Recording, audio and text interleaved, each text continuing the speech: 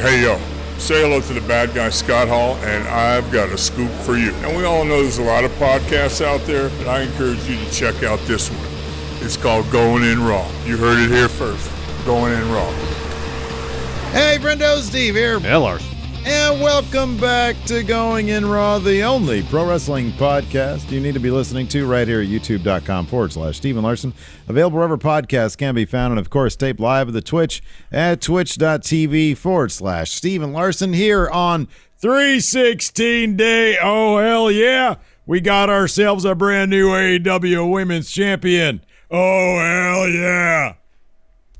Thunder Rosa is the new AEW Women's Champion. Larson in a spectacular steel cage match tonight where both participants bled. We had a mariachi, a women's mariachi band. Fantastic. It was absolutely fantastic. And the DMD era, as pretty spectacular as it was, a lot of high points to Britt Baker's run, has now come to an end to the person we've thought for probably ever since that Lights Out match. Yeah. It was going to be Thunder Rosa. That came to pass tonight in San Antonio. It did. And looking back on it now, I think they made the right choice. Having the title switch on this show versus doing it at Revolution. Revolution, there was a ton of matches. The tag match they had, the week prior or whatever, where Thunder Rosa showed that one-on-one situation, she can beat Britt Baker. Mm-hmm. At Revolution, they threw us a reminder, Britt's got backup. She's got Jamie Hayter. She's got Rebel. Motivated the cage match. So you get the title change, go down in Thunder Rosa's hometown in front of a really hot crowd, just anxious for her to get that win.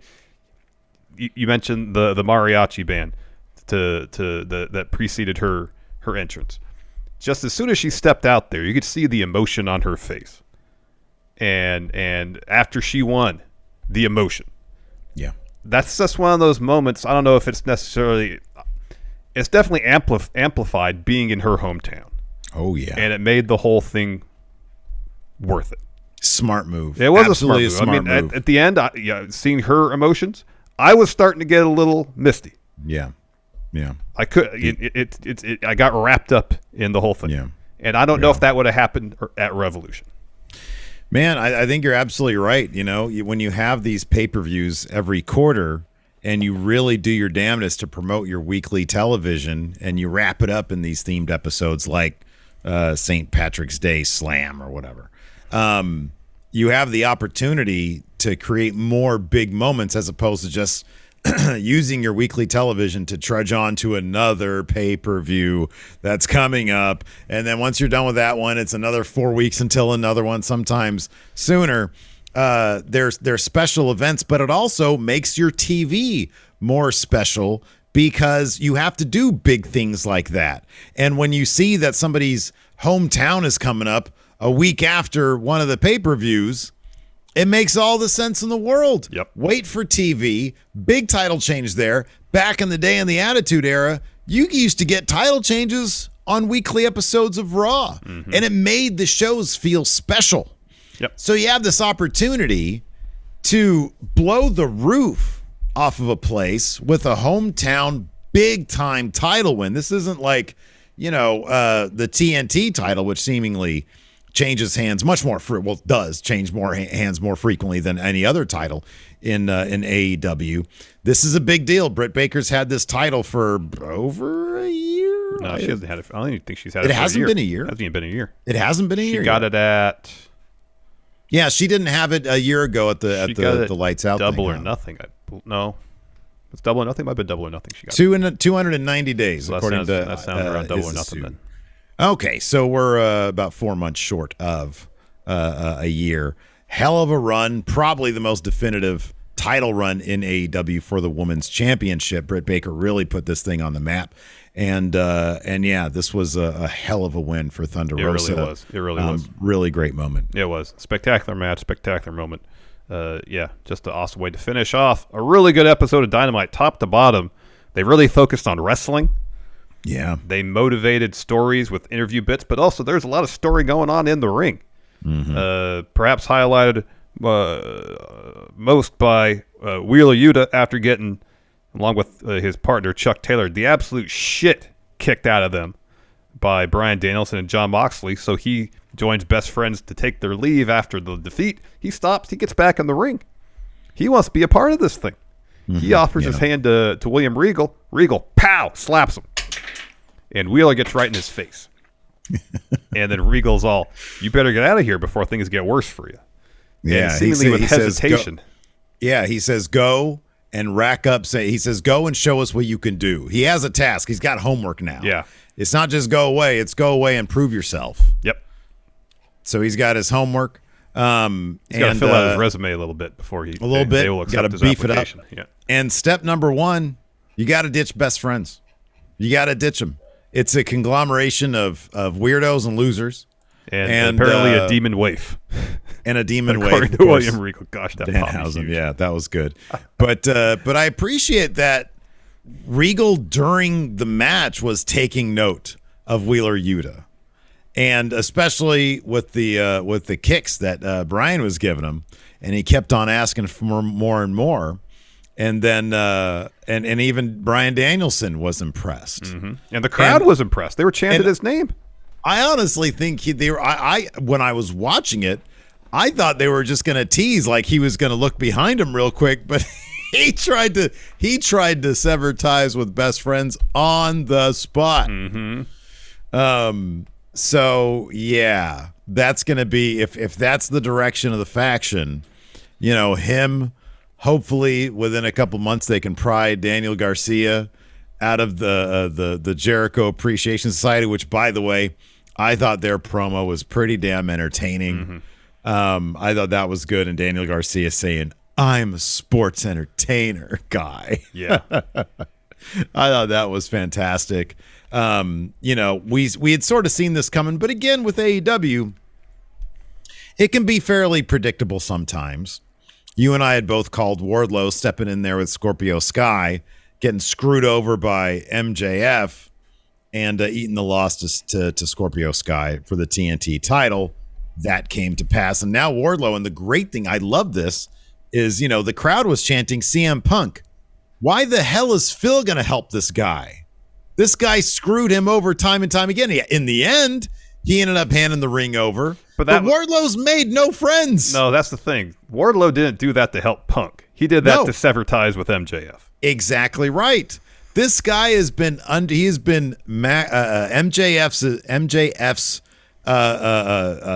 weapon of violence to everybody in the locker room, power bombing them 4, 5, 6 times.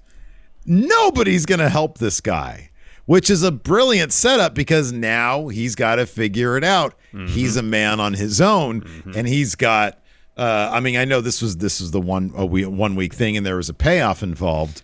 But tonight he had to deal with the entirety of the America top team, whatever. Yeah, and then also MJF and the chairman. He's going to have his work cut out for him in this feud. Yes. And, who knows? I assume FTR is still in Pinnacle. Just because they fired Tully. They seem to be on their own. Yeah, they're kind of doing their own thing. But, they're looking for me. They're taking applications right now. Yeah, they're waiting for Bret Hart to accept the role as new manager for FTR. All right, that's fine, but I've got to split my time with you, also hawking my rum. Can I do both at the same time? Can you guys wear the shirts for the Bret Hart's rum? Do you know Kanemaru in New Japan? He comes out carrying a bottle of whiskey. You could do that with my rum. That's called an ad integration. The excellence of integration. There you go. There you go. You like that? That's good. That's good. Oh man, yeah. But no, a solid ass episode of top to bottom, Dynamite just tonight. really good. The pace was great. Focused on wrestling. Really good show. Kicked off with the 6-man tag match. You got Adam Cole and Redragon taking on Hangman Adam Page, Jurassic Express. Fun bout. So, obviously, they want to do another match with Cole, Page. You get Cole's team. Cole himself get the win over Jungle Boy. That can help motivate Redragon get the shot at the tag titles. Oh, yeah. Really fun match. Gave it a ton of time. Again, it's one of those matches where so much happens that you could just go list, move. Need context. You just need to watch it. Yeah, you just need to watch it. Just it's need to watch it. Sort of PWG type shit. That double Doomsday device that Jungle Boy did on Cole and Kyle O'Reilly. Holy that was something else. Yeah. cow. Yeah, that was something else. Yeah, he always freaks me out when he gets up on that top rope. Like tonight, he tried to do a thing and he ended up slipping off, and they improvised, and then he went back later on and did that Doomsday thing. Yeah, that was pretty rad. That was great. But yeah, like you said, in the end, Cole hits the boom to get the win. Any chance the Undisputed Era are gonna fulfill that golden prophecy again, man? Oh, it's gonna take a while. Probably, right? I mean, I could see. I still maintain, Jungle Boy and the Dinosaur Guy. I think they can. Those tag titles, they can leave at any time. They're first. They'll be first to go. Yeah. Paige is going to lose. Paige is probably only going to lose that title to one person. That person's name is MJF. Probably, right? Yeah, it's probably the way it's going to go. Yeah, I think so. After that, we had a Keith Lee. I like this. It wasn't an interrupted interview. No. It was just a staged interview with rivals. And I like that Shawnee said, "All right, thank you everybody for agreeing that this won't come to violence here." Yeah, it's like everybody's gonna be on their best behavior. So Starks tells Keith Lee, "You must be Irish because you're lucky that we're gonna have to wait to give you an ass whooping on a later date." And he says, "I told you, Keith Lee, not to show up on Rampage, and you did. Because of that, Will Hobbs dropped you with a spine buster." Mm-hmm. And Stark says, "If you show up on Rampage this week, the same thing is going to happen." And Keith Lee goes, "Oh, the same thing? Sort of like the same things that happened when I smacked you in the face and you lay down like a little bitch?" Yeah. I like that Hobbs says, he's like, "Hey, Keith Lee, how you like that spine buster?" Yeah. You like that spine buster, don't you? Yeah, that was good stuff. That was great. After that, we had a quick Chris Statlander video package. It just shows her wiping her face paint off. Mm-hmm. And that's it. Lacey had to come in and grab some. I got some of that fake Chuck. She left the dog in here. That's good. She left the dog in here. All right. Continue, please. Yes, I shall. So, yeah, Chris Statlander wiping the face paint off. It seems like she's moving on from the kind of alien-themed gimmick after that. Tag match, Bryan Danielson, Jon Moxley taking on Chuck Taylor, Wheeler Yuta. William Regal joined the commentary team. Phenomenal. Oh man, I want to. Holy I want to be shit. there for forever. It was within 30 seconds he called Danhausen a demon wave, and I popped huge. I laughed. What did he call Excalibur? Masked commentator or something Man like with that? the mask or something like that. Yeah, man with the mask. Who's that demon wave? Oh, that was so good. It was so damn good. And he also referenced Jim Wright. He's like, Mr. Ross, you've done plenty for me too. I didn't want to leave you out when I was referring to Tony Schiavone last week. Yeah. I love how Regal is breaking down Mox and Danielson's attacks on Wheeler Yuta and Chuck. Yeah. Explaining the importance of hitting chops and why it's sound strategy. Yeah, kicking somebody in the deltoid so that their arm dies. Yeah. Yeah, I know. I was like, wow. Makes total sense. It makes total sense. Awesome. It's these little things that really enhances the story they're telling in the match. We don't get that enough. Yeah. Yeah. I think Taz sometimes does that when he's not distracted on Dark and Elevation. Yeah, he'll explain why certain moves do a certain thing and why that's important to trying to get the win. Yeah. So down the end here, Mox hits Chuck with a paradigm shift on the floor. Bryan Danielson starts doing the yes kicks. I don't know what to call him anymore. Dude, it's to this day, Daniel Bryan is just such an easier name. It's one of the few things about WWE that they got right was renaming him. Well, here's the thing. That's like the first time I slipped up on his name in a long time. Yeah. It's like his moves, like the knee plus, I still call it knee plus. The yes lock, I don't call it the label lock. I call it the yes lock. And the yes kicks, where he just kicks someone in the chest a bunch. Yeah. That's the stuff that's hard to get out of my lexicon. You can call it whatever you want, man. Scorpion Deathlock, Sharpshooter, same damn thing. That's not the thing, but anyway, so Bryan's kicking Yuta in the chest a bunch. He goes for the final head kick. Yuta ducks that, and then he starts hitting Danielson and Mox with a bunch of shots. Eventually, he eats the Saito suplex for Mox. Danielson follows the capture suplex. That gets a 2. So Bryan tags in Mox, hits Yuta with a bunch of stomps. Mox locks in the Bulldog choke. Yuta taps. So Regal comes to the ring to join his men. Best friends walk up the ramp, and pretty early on the ramp, Yuta stops. Oh, yeah. Walks back to the ring. Best friends kind of watch him from the ramp. Goes up to Regal, offers his hand. Pow! Regal slaps him. Mm-hmm. So Yuta gets right in Regal's face. And so Danielson and Mox step up to make sure nothing happens. Mm-hmm. And that's when Regal goes, all right, go prove yourself. You got homework to do. Get out of here. Calls him Sunshine. Yeah. Not going to happen tonight, Sunshine. Go back. Prove yourself. All right, let's take a quick break here to get a word in from our sponsor, Factor. You know, Larson. What's that? Much like the mighty grizzly bear, I tend to stay in quite a bit during the winter. But unfortunately for me, I don't get to hibernate. I'm just too darned busy doing stuff for Going In Raw, for Wrestle Juice, for Friendo Club TV. Plus, I got to watch all that wrestling every week. That doesn't give me much time to sleep 24 hours a day or do a lot of cooking in the kitchen. But I have found a way to eat well without having to worry about meal planning or prep now that I've got Factor. Factor makes it easy to eat clean 24/7 with fresh, never frozen, pre-prepared meals that are so delicious you wouldn't believe they're actually good for you, and they're ready to eat in 2 minutes. Factor's chef-crafted meals are delivered directly to your door, so that means you don't have to go out and do any grocery shopping. There's no meal prep, no cleanup. And for me, the most important thing, no washing dishes. I can't stand washing dishes. Can't stand washing dishes, Steve. Oh, yeah, Can't absolutely. stand it. Well, hey, listen, man. Factor's got a team of registered dietitians and expert chefs who work together to create delicious meals with nutritious ingredients.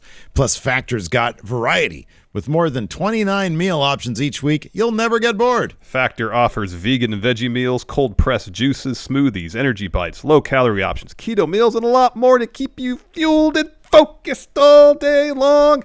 You get everything you ever wanted when you're dealing with Factor. So head to go.factor75.com/raw120 and use code RAW120 to get $120 off. That's code RAW120 at go.factor75.com/raw120 for $120 off. This was a match that, if you look at it or think about it, it's a squash match because at no point was it ever really competitive. Sure, Chuck got some offense in, Wheeler got some offense in. The result was never in doubt, but it was more scientific in terms of how Danielson and Mox decimated their opponents as opposed to just, overpowering them or hitting like 5 moves and winning that way. Well, it was a showcase for the type of violence they're going to bring, and like Regal said, when you can combine submission wrestling with what did he say, arms, legs, and heads or something that, you're going to go a long way, and to see these two different styles mix and gel as well as they do. I mean, their tags were seamless. Mm-hmm. Like Mox tags himself in, and then Danielson starts doing the Danielson stomps. I know. And Mox sort of saunters in, and Aubrey starts doing the 5 count, and then Mox takes over. It's really smooth to watch, and that's what Regal is saying. This is what AEW can be, just like an orgy of violence. It's great. And there's also a showcase for Wheeler Yuta just to see how much of this violence he could absorb and then dole out. Yeah. And see if he wants he in could, on that. Yeah. if he could flip the switch to become as violent as Mox and Danielson. Yeah. Yeah. I wonder how quickly they're going to advance that particular story. Because like if you're best friends, like it's got to be like on Rampage, a little video backstage thing. Hey, what's going on with that? And he's just going to walk away. I mean, we could be seeing maybe somewhat of the end of the best friends because that video package of Chris Statlander, she might be going heel at this point too. That's true. And Trent has never got along with Wheeler Yuta. Correct. Yeah, exactly. Yeah. Yeah. He seems more content reforming Roppongi Vice, eating chips every night. Oh, I haven't had chips today. I might have some tonight. Larson I allow myself 1 small serving of chips today. Of the kid-sized bowl. Yeah, the smaller bowls, yeah. Because yours a will baby. You set yourself up for it, man. Come on. Now. I you confide can't in throw you. me the softball, I confide in you that I'm trying to control my portion size with chips. Come on, man. And then you throw it right back at me. Rude. Hey, look, dude. This is our relationship. This has been since 1995. Yeah, around there. So after that, we got an FTR interview. So they're asked about Fire and Tully. Cass says that decision didn't come easy, but it's been obvious that Tully was checked out ever since they lost the tag titles. Dax says they respect Tully, but things got out of hand. The Young Bucks step in. And then Matt says, you're firing your manager. Maybe you should fire your stylist and your barber. You can hire the best manager there is, won't matter because you're always going to be the second best tag team in AEW. He did specify the best manager in the world. Like that, he said it in a very Bret Hart way. Yeah, the best there is or whatever. Yeah, the best manager there is. I mean, it would have been too on the nose if he said the best there is, best there was, best there ever Yeah, was. or the manager that could help you with your execution or rum sales. Yeah. Anyways. I mean, I forget. Yeah, they totally have that history because Cash beat the shit out of that guy that tackled Brett. Hey, I've always been meaning to repay you for that. I thought that was a great moment in my career, and I'm here to repay you, which will be another great moment in my career for you. And I'll sell some rum. I'll sell some rum in the process. You guys want some rum? Are you guys drinkers? After that, we had an Acclaim promo. Max said he's main eventing Rampage against Keith Lee. Bowen says Max is going to win that. And then Starks and Hobbs steps in, and Starks like, hey, my guys. He says, I want you guys. He says, I want you to do what me and Hobbs have been waiting to do. Take to all the new people coming in AEW. I kind of like this because it references kind of what we're talking about, like with Joey Janela not re-signing. Mm-hmm. The old guard of AEW, if you're not in like Flynn, man, all these new cats stepping up. Yep. And Starks and Hobbs are here to put a stop to that. And he's like, hey, all these guys coming in, taking our roles. He says, put an end to Keith Lee. And then Swerve steps up. He's like, oh, you don't like new people coming in. He talks about it being his house, turning it into his house. Mm-hmm. And then he leaves, and Max is like, isn't that guy a rapper? Because like now his spot as rapper guy is being taken. All these WWE people just coming in and taking their spots. Dirger. Sports entertainers, if you will. Speaking of which, next we got a Chris Jericho Appreciation Society promo. Matt Lee starts things off. Says, fans, you love this song, Judas. They love being in on the fun. You know who you have to thank for it? Chris Jericho. Because I'm telling you right here, there would be no Judas, no sing-along, nothing if it was up to me. And that's why Jericho is a better man. So Jeff Parker takes the mic and says, and that is why Jericho deserves to be praised and idolized, not only for his contributions to this industry, but also for his contributions as a human being. And then he introduces Chris Jericho. He takes the mic. Says, the earth has been around for 4.5 billion years, yet you're lucky enough to be alive during the Jericho era. For over 30 years, you've been living vicariously through me. He says, I've even built companies, including this one. Without me, there'd be no AEW. But instead of praising me, the fans, they undermine me. They take me for granted. They say mean things on social media. He says the fans have the greatest performer in the history of this business in front of them, and we don't appreciate him. The AEW roster doesn't appreciate him. The Inner Circle never appreciated him. Sammy walked out on him. Santana and Ortiz embarrassed him. And then Eddie Kingston embarrassed him by making him tap out. Jericho says they don't appreciate the Inner Circle never appreciated him, but these men do. They appreciate each other because they realize they can't relate to the rest of the locker room because they're nothing but pro wrestlers. He says a pro wrestler has never been entertaining or a millionaire. I mean, I think that, like, legitimately that's up for dispute, but whatever. I don't know if Ricky Dozen considered himself a sports entertainer. Yeah. Or Luthez. Yeah. You think Luthez was a millionaire? He had to have been a millionaire, right? You'd think so. Those gates were huge back then. Yeah. And it was all just to see him. Yeah. He says the reason I'm both those things, entertaining and a millionaire, is because I'm a sports entertainer. And then Garcia grabs the mic from him. And it says, if you're going to stand here and call yourself a sports entertainer, and he pauses for a bit, then I am too. My name is Daniel Garcia, and I am a sports entertainer. And he said it with a big smile on his face. It was great. It was great. Jericho takes the mic back. He puts Garcia over. He says, but why? Why do I appreciate him? He says, on January 6th, 2019, which is fucking genius. Absolutely genius that he would reference the January 6th date. He says, because he mentioned earlier on, he's like, I read your tweets. I know what you say about me. And that's the big joke is the January 6th stuff. He says, a bunch of wrestlers were in a car wreck. And he says, when I heard about that wreck, I donated a bunch of money to them. He says, one of those involved was Daniel Garcia. He says, but listen, 2.0, that's a stupid name from Bad Creative. You're not going to be called 2.0 anymore. Around here, we use our real names. Of course, and he says, my name is Chris Jericho. Which isn't his real name. Which isn't his real name. And he calls him, what did he call him? Big Magic or Magic Mike? Daddy Magic. Daddy Magic, Matt Menard, and I forget what cool he gave. Hand Ange. Angelo Cool Parker. Hand Ange. Angelo Parker. And that's apparently their shoot names.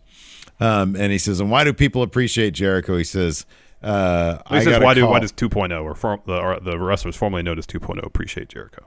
Oh, yeah. And he says, wait, what did he say here? He says, I got a call from my former best friend, Kevin. Oh, that's right. Yeah. Who asked if I could get them on my podcast because they just got released, and he had them on. He liked them so much, he went and got them jobs at AEW, and that's why Menard and Parker appreciate him. Yeah. So then Jericho calls Hager his ride or die. So he's had his back since 2010. He saved his life in Dubai. He's his closest confidant. He's his hand of the king. And Hager says they are the Jericho Appreciation Society, and they beat up pro wrestlers. So Jericho says, that's it. You have it. The latest reinvention of Jericho. Remember this date, because it's the start of a new era in AEW, the sports entertainment era. And what was his punchline? It was like, and that's entertainment. That's so bad. It is bad. That's like the one thing. It's like, man, do you really want to go that corny with it? Apparently the answer is yes. You're walking a really good line, and then you just leap over that old phrase. Anyways, after that, we had Wardlow versus Scorpio Sky. Oh, before that, there was a good Serena Deeb Hikaru Shida video package. This was Serena Deeb was on fire in this. Yeah, she was. I mean, she's always been pretty good. Like ever since this iteration of her, with all these video packages, she's really solid. This was next level. So yeah, she puts Hikaru Shida on blast pretty much. Mm-hmm. Yeah, this is really good stuff. After that, we had Wardlow versus Scorpio Sky. He had it won, man. He had it won. He had Scorpio Sky down with three power bombs? Yeah. And there was nothing. Nobody was doing anything about it. And this is the silly convention about pro wrestling. Is like, what if he had just stopped at 3? Then MJF's plan just probably would not have comes to fruition. I know. Yeah, but maybe MJF knows. Oh, this guy's going to prove a point here. He knows that Wardlow's inexperienced. He's only been wrestling for a handful of years. Mm-hmm. He'll get easily distracted. I mean, that's a lot of supposition. That's going to have to go your way. Yeah, right. Yeah. But then, also at the same time, he paid off Lambert, which you saw at the end. So maybe that was the plan. If Wardlow's in a position to win, get on the apron, distract him. He'll fall for it. Yeah. So anyways, he gives him 3. After the third one, Lambert gets up on the apron, distracts the ref. He's going to go for a 4th, but at that point, Sky rolls out. And then the chairman comes down. Ref gets distracted. He goes down there. Wardlow follows. Is that when the stuff with that's when he goes over to Paige Van Zant and he starts popping his pecs? Is that when that was, Wardlow. Or was that earlier when he's following Sky down? Oh yeah, because Sky comes out. Yeah, Sky rolls Sky out hits him with and Paige steps in front of Wardlow so Sky can escape. Yeah, God, that was funny. And then her husband goes over there too. When this happens, so Sky rolls out of the ring. Wardlow follows. He's looking to powerbomb Scorpio either on the floor or the apron. Sean Spears comes to ringside. Ref gets distracted by Spears. MJF runs out, shoves Wardlow into the ring post, puts him back in the ring. Scorpio Sky rolls up Wardlow to get the win. Mm-hmm. And then I don't remember his name. I apologize, but Paige Van Zant's husband gets in the ring, starts hitting some ground and pound. Spears hits the ring too. He's looking to hit Wardlow with the chair. Wardlow fends him off, kind of fends off everybody, and he's about to get his hands on MJF. There's a good stare down there. He's about to hit him with the power bomb. Spears hits Wardlow with the chair. Van Zant's husband chokes him out. Spears lifts up Wardlow's head with the chair, blasts him with it. MJF hands Lambert an envelope full of money, and then MJF punches Wardlow with a dynamite diamond ring. Yep. Wardlow's going to have those odds stacked against him. You got that right. He's going to have to overcome. After that, we had a Jade Cargill, Mark Sterling interview. Sterling asks Marvez, where's his green at? Is he afraid of getting pinched? He wonders who's going to be next to be number 30 for Jade. Jade says, enough. Who's stepping up? Yeah. Did her and Statlander already have a thing on Jade's sort of ascension to the TBS title? Don't recall. I forget it was her or it was Britt. Her and Statlander and Britt had a title match, didn't they? Yeah. After that, we had Private Party versus the Hardys. the bit towards the end where I think it was Cassidy It was doing the dance. They're setting up for poetry in motion. Funny. He does the dance really well. He does. Matt lays him out with a clothesline. Let me see here. He tags in Jeff. He goes on a run. He goes up top. Quinn takes out his legs. Private Party are looking for gin and juice, except Matt hits both members of Private Party with side effects.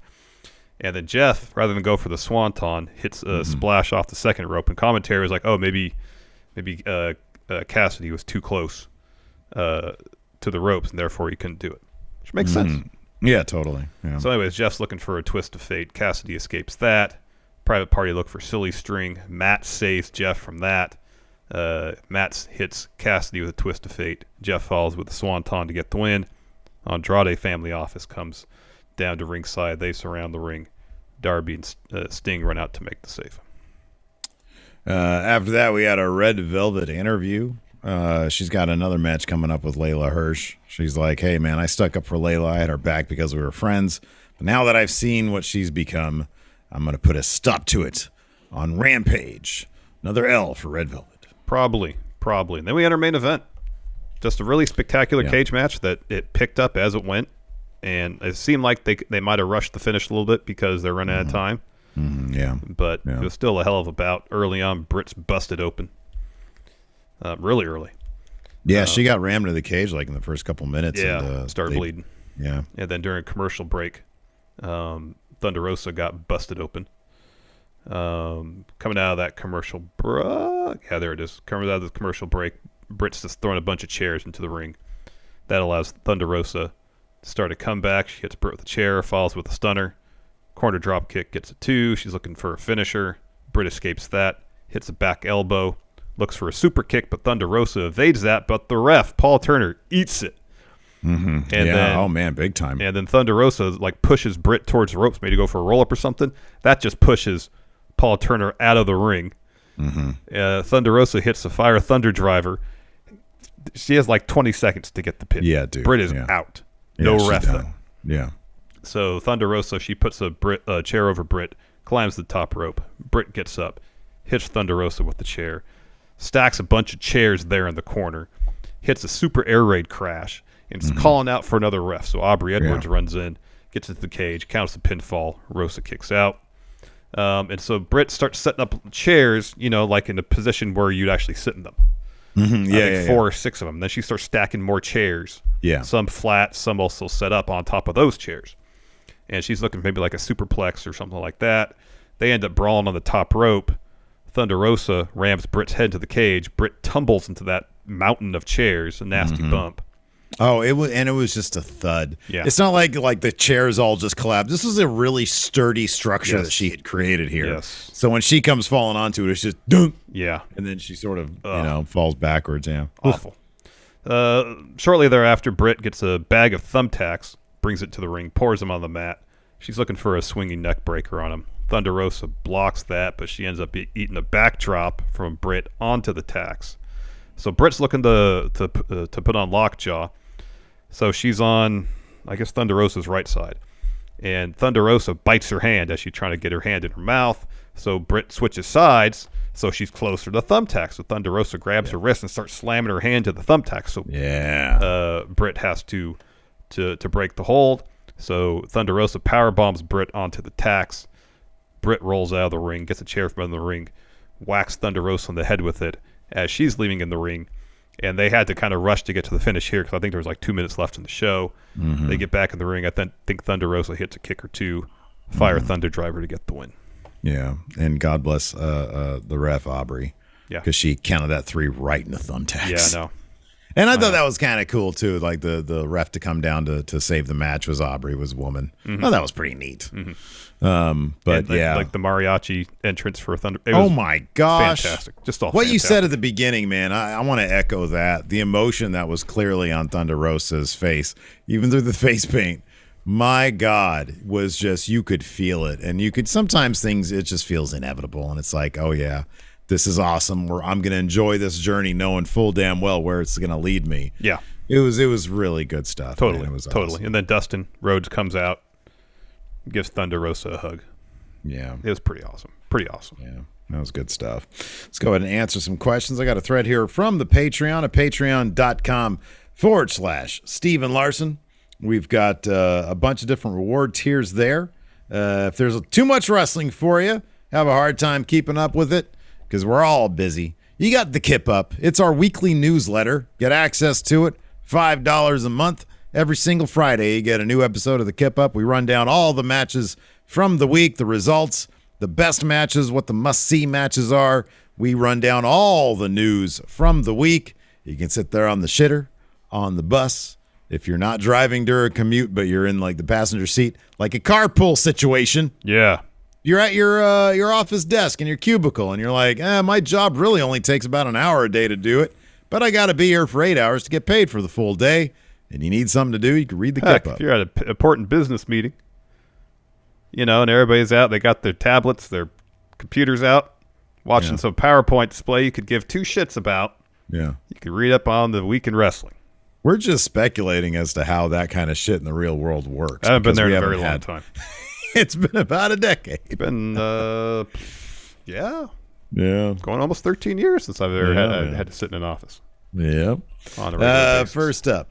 Also, we got question threads here on the Patreon. So every recap we do, I put up a question thread. And if you can't make the show live, you can ask us a question there. Also, if you don't want to bother with a Patreon or any of that stuff, you can't make the show live, go to friendo.tv, drop us a donation, and if you ask a question, we'll answer it here on the show. Ooh, correct. Thomas Dunnigan, what would you think about the stable of Regal, Danielson, Moxley beating up other factions and bringing in one member from each to be a part of their team? I mentioned this on our pre-show. It seems like Jericho Appreciation Society and this thing with Mox and Danielson and Regal are on collision course. Oh, yeah. Because they're diametrically opposed. Yeah. The Danielson Mox thing is all about violence and wrestling, pro wrestling, and the science of that. Jericho's the exact opposite. So, and my camera froze. Daniel Garcia is a good one there. Lee Moriarty's not really in a faction as of now. So are the brothers Seidel and Lee Moriarty considered a faction? Maybe they have a faction and a name on Dark and Elevation? I don't know. I don't don't watch those shows. I don't know. I would like to more often. Yeah, but, me too. If somehow NXT 2.0 went away, I'd totally watch that stuff. Nikyle asks, who should be the first challenger for Thunder Rosa's AEW championship? Athena. Should be Athena. They just apparently they had I have not seen it, but apparently they had some killer match. Oh yeah, at Warrior Mission Wrestling, Pro. wasn't it? Oh, Warrior Wrestling. Yeah. Let's see here. Soak and Roast. Which one would you rather have? Cody going back to AEW or signing with the WWE? Oh, signing with the WWE. You know why? Is there a third choice? Another season of Go Big Show? Like it's my vote. You do not watch that shit, man. Yeah, so what's the point? Keep them off your TV. Uh-huh. You know why, man? Because Cody, that fucking do you know how many amazing thumbs from content creators there's been with Cody and like the Raw logo making it look like he's shown up on Raw? Oh, it's great. But once that actually happens, all these views going up, popping ratings. Let's see here. Xavier Gray asked, would you prefer Nyla Rose go after the AEW Women's Championship now that Thunder Rosa has it, or should she go after Jade's TBS Championship title?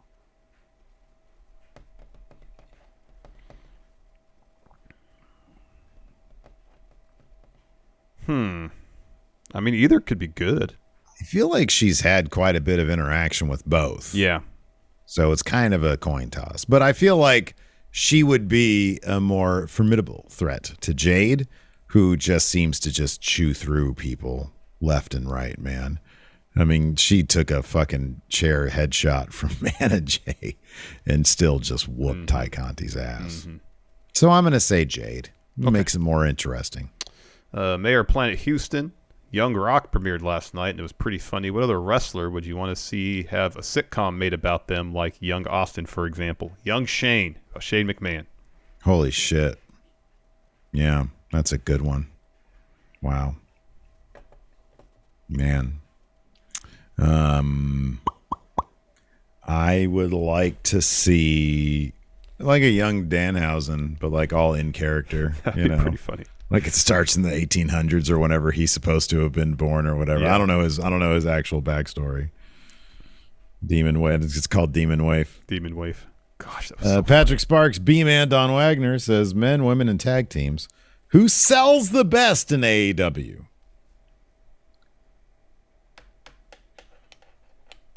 Who sells the best in AEW?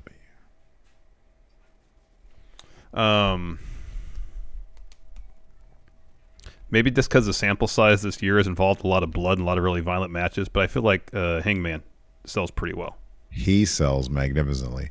I would go with Redragon. I think that Kyle O'Reilly sells like a motherfucker. He looks like he's blown up like 20 seconds into the match. Yeah, he knows how to get beat up. So I'm going to go with, in terms of the tag team, I'm going to go with Redragon.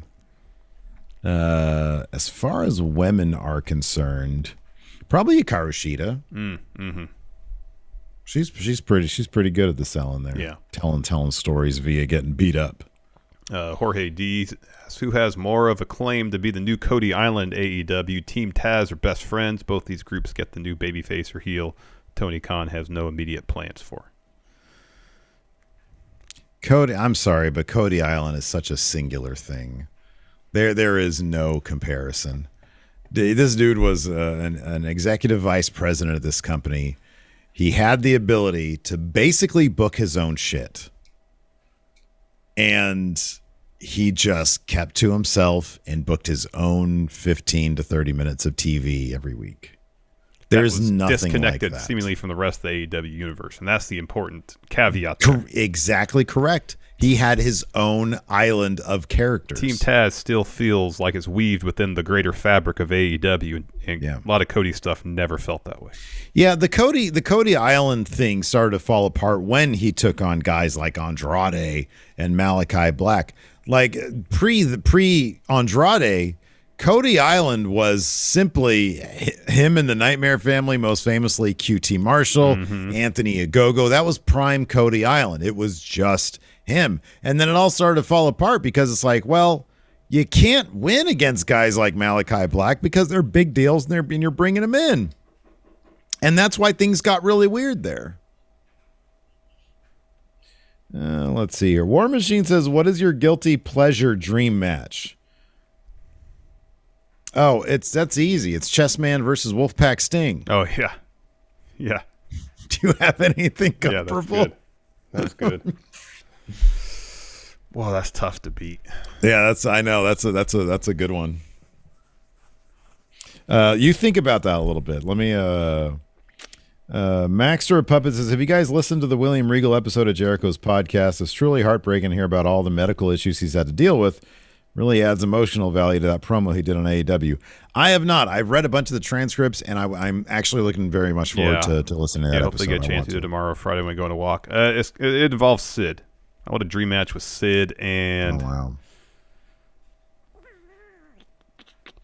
Two guys that pooped their pants, Sid and CM Punk. Give me Sid versus Donovan Dijak. Oh, wow. Okay, I like that. That's good. That's good. Let's see here. Dog Authority Figure. I don't like AFO as a stable name. What are some better options? I feel like there's a lot of the better Andrade options. arrangement, the AA, the Andrade arrangement, because everything with him is just a series of arrangements. Yeah. That's relationships to him. Yeah. No. Yeah. Or the Andrade agreement. No, arrangement's good.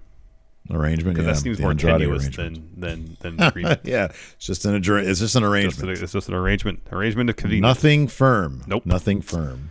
Floppy Dodger asked, if it wasn't for the pandemic and lack of audience, who would have had a better title reign, Sheeta or Baker? Sheeta had that belt for a long time, put on some really good matches. Yeah, she did. I mean, look, dude, heels just have more fun, and I know some of Britt's story towards the finish, I felt over the last couple months got a little bit redundant with her using the same way to win all the time. Yeah, I think the better matches clearly was Hikaru Shida.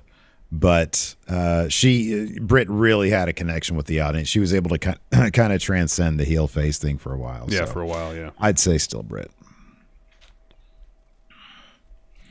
Let's see here.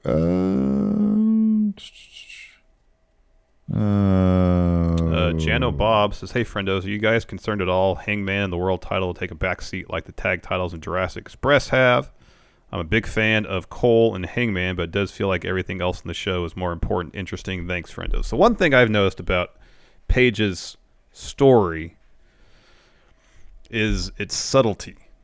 Yeah. You know, there's very few huge sweeping moments. Not to say there haven't been any. There have been. But even when we saw his team with Kenny dissolve, it wasn't with some massive turn. Yeah. It was just Kenny didn't want to prop Paige up anymore. Literally. It was a whimper, yeah. Yeah, ended with a whimper. And that's kind of been the hallmark of his story, is that degree of subtlety. Now, I feel like Paige's reign is going to be defined by the level of matches he's had. And so far, every defense he's had has been fantastic. Yeah. I don't know, man. I'll be honest with you. I don't feel. I think it's an interesting question. But I don't feel AEW in my opinion. Yes, certain things have spotlights. I feel like Punk versus MJF Massive spotlight. could have main evented. Yeah. You know, Yeah. It was a spotlight, but they always keep the world title on in the till the end. If you're not going to have the big theatrics of a Kenny Omega and his super elite, then having the lone cowboy just putting on banger matches and defending against everybody and winning against everybody, then that's going to add up. And so when he does eventually lose that title, which I hope they allow him to keep on accumulating big wins, his rematch against Cole should be another big win. And then he'd say, I would have actually preferred it. And I don't know if the timing was off and that they would have done this when Mox had to go to rehab, but I would have loved Hangman against Mox and have Hangman start to take on the old champions, Yeah. Hangman versus Jericho, Hangman versus Mox and Kenny. I totally expect Hangman versus Jericho to happen at Double or Nothing. I think that's a definite possibility. 3 years? I think when Kenny comes back, it's probably going to be a face. But I think, that would be 3 years. Yeah, 3 years from the first Double or Nothing. It would make all the sense in the world. But if Kenny comes back as a face and they still do Kenny says, "Hey, I need to know that now that I'm as 100%, I need to know." That's a hell of a match, and you don't have to have a bad guy and a good guy. Yep. And have Hangman beat him. He racks up those wins, Jericho and Kenny, and then maybe if they do Mox, they're not going to do Mox, but if they did that, and then a second Adam Cole, those are big ass matches. I mean, and maybe MJF has like a 4-month run, and he has the shorter run, and Hangman has to come back. I mean, honestly, AEW, so much of it has been Hangman's story the entire time. Yep. And it's just building him into a much bigger star, but it's a marathon, it's a fascinating one. It is. Yeah.